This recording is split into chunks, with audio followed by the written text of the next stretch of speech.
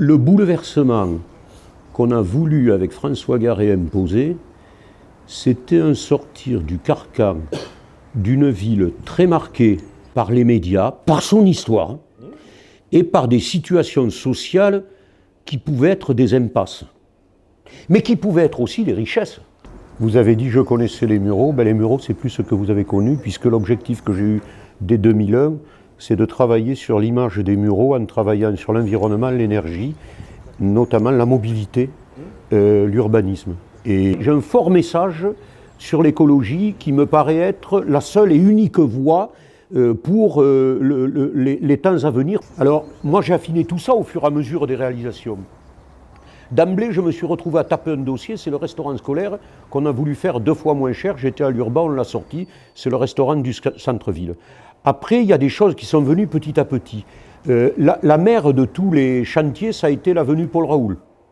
5 ans de discussion, 2 urbanistes, pour faire quoi? L'avenue Paul Raoult, qui quand on l'a regardée en vue aérienne, c'était une voie, presque une voie autoroutière, avec des pistes africaines sur le côté, où on voyait le traçage des gens à pied. On a transformé ça, on a planté plus de 1000 arbres, on a fait des pistes vélo bidirectionnelles, on a intercalé les feux et les ronds-points, on a cassé quelque chose, il fallait en faire un boulevard urbain, quelque chose qui avait une urbanité nouvelle, du végétal qu'on introduisait dans la ville. Donc, commencer à sortir la question du minéral et de l'introduction de la question du végétal et de l'eau. Parce que moi, je suis très attaché à l'eau pour des questions physiologiques, d'histoire et de fonctionnement. Et donc, dès le départ, cette avenue Paul Raoult, on l'a sortie en 2007, et l'objectif, c'est de la continuer, s'il y a un 4e ou un 5e mandat, c'est de la sortir jusqu'à la Seine et de faire les autres voies. Moi, le système qui m'intéressait, que le maire a accepté immédiatement, c'était la question des certifications. Pourquoi ? Parce qu'une certification, j'en avais discuté avec l'ancien directeur de Synergie Lab, le premier, la certification, c'est un objectif. Les élus, ce n'est pas des gens fiables. Ça change, ça va, ça vient. Ce n'est pas des gens qui peuvent conserver nécessairement toujours un discours qui va continuer. On n'est pas des bâtisseurs de cathédrales, hein. C'est une réalité. C'est-à-dire que demain, il y a une équipe qui arrive, elle peut chambouler tout ce qui a été fait. Mais la certification, elle a un avantage, c'est qu'une fois qu'elle est enclenchée, les services sont obligés, vous êtes obligés d'être transparent, de produire des chiffres et avoir des résultats. C'est la roue de Deming, c'est ça une certification, qui fait que vous êtes toujours avec les résultats, c'est une méthode d'amélioration continue. Et ici, en bas, le jardin Molière, le parc Molière, moi, je le trouve trop minéral. Il n'empêche pas moins qu'il a été fait avec la première certification française d'aménagement public. Il faut peut-être sanctuariser des fonciers non imperméabilisés pour les joindre au parc. Mais ça, c'est une stratégie politique à avoir pour que le parc qu'il y a derrière, le parc qu'il y a là, on ait des synergies pour travailler sur tout ça. L'environnement est souvent quelque chose qui peut cliver, on le voit au niveau national, qui peut faire que les gens ne soient pas nécessairement toujours heureux. Ici, l'écoquartier, en 2013, le ministère est venu, ils nous ont dit, si on vous étudie, on vous passe en phase 3 immédiatement. Justifiez-le. On l'a justifié, on est passé en phase 3 en 2014 et en décembre 2017, on a eu la phase 4 de l'écoquartier. Il n'y en a que 5 en France sur les 500 écoquartiers. On est un des 5. On peut aider même les gens à construire en faisant de l'insertion, en mettant de la toiture végétale et en plus en disant l'eau en termes d'urbanité doit ressortir. L'usage de l'eau. Et on présente avec un ingénieur technicien de la ville l'hydrologique au forum des projets urbains. J'ai fait 3 forums des projets urbains, mobilité, énergie, eau. Les 3 qui pouvaient donner les axes de la politique environnement sur laquelle on fondait nos actions. C'est la première enquête loi sur l'eau du département, faite dans le département. On a eu, il faut admettre quand on a de la chance. Il y avait 2 hydrogéologues, le tribunal nous envoie un hydrogéologue favorable à l'infiltration. L'intérêt, c'est que si on avait eu l'autre, c'était niqué. Et sur 70 hectares, on dit on infiltre. alors qu'on avait au PLU inscrit. Ça veut dire quoi?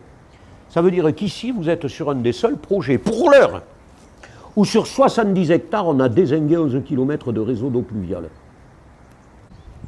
Hein? Vous imaginez, les Français ont toujours eu la culture du tuyau qu'ils ont vendu partout.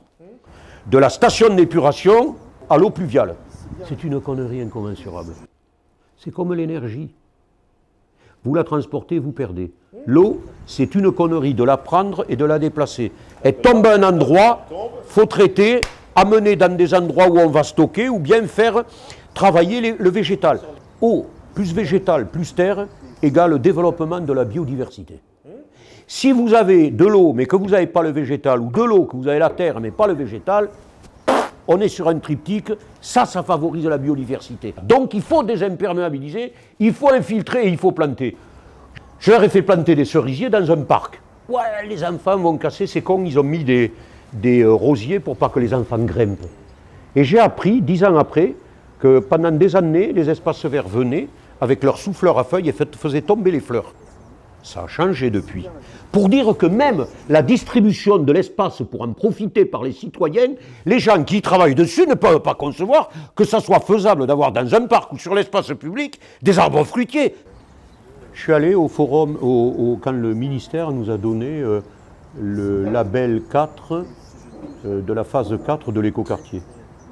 Et il m'avait demandé de trouver des citoyens pouvant intervenir sur la présentation, dire ce qu'ils pensaient du renouvellement urbain qu'on avait eu ici. J'ai donné des noms et finalement ils ont interviewé une jeune femme black qui est née ici, de parents sénégalais, qui habite dans le quartier, qui est conseillère municipale. Au début je ne leur avais pas dit qu'elle était conseillère municipale, et parce qu'ils ne voulaient pas d'élus. Et moi je trouvais que cette femme avait une façon de parler. Et quand on nous a remis le label, ils ont passé, il y avait donc 5 labels phase 4, il n'y en a pas de phase 5. Et d'ailleurs, je leur ai dit, on va inventer la phase 5 maintenant. Regarde, qu'est-ce que ça veut dire? Comment peut-on inventer la phase 5? Et la fille, quand ils l'ont interrogée, ils ont montré, chaque projet avait un personnage qui parlait de cet écoquartier dans lequel il pouvait vivre ou travailler. Et moi, j'avais choisi cette femme, et c'était la seule, Rakikane. J'avoue, quand elle est passée, j'ai été très ému, j'ai chialé. Parce qu'elle m'avait énormément touché. Sur ce qu'elle disait. Avant, on se réunissait avec mes amis, on s'asseyait sur des poubelles.